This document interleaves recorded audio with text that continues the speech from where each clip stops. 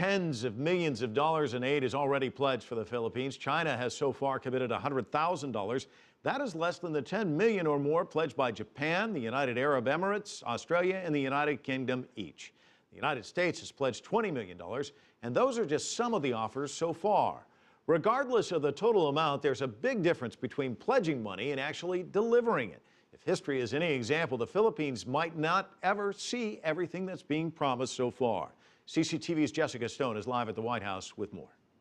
And Mike, certainly the United States makes every effort to assist and to pledge early on in incidents like this and natural disasters around the world. But as you mentioned, throughout history of natural disasters, we can see that the United States often does not fulfill its pledges, and it's not alone.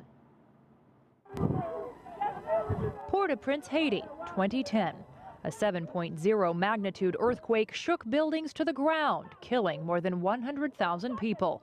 And the humanitarian crisis was only just beginning. We're using all the different modes to get stuff ashore. The United States deployed 11,000 troops to the tiny island nation, alongside counterparts from countries like France.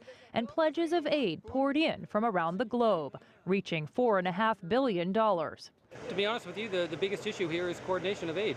Okay, and everybody working together. Everybody's trying to help, okay, but it's not as coordinated as it should be. Yet 2 years after the disaster, landmarks remained uninhabitable and people were still suffering. Now, more than 3 years later, just over half of the money pledged to Haiti has actually arrived.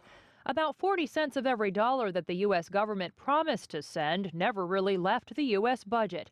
That portion went to reimburse the federal government for military expenses.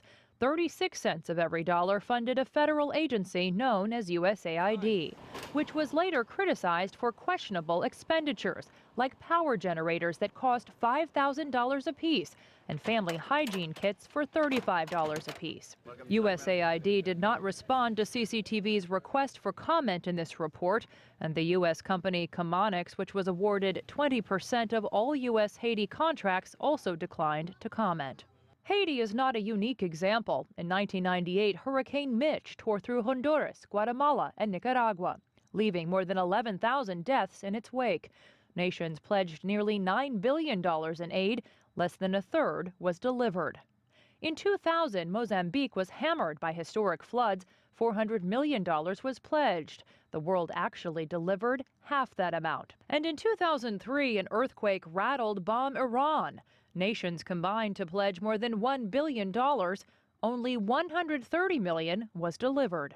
In 2005, the then spokesman for the United Nations Office for the Coordination of Humanitarian Affairs said, quote, "Large-scale disasters tend to result in mammoth pledges which do not always materialize in their entirety. The figures look much higher than they really are. What will end up on the ground will be much less."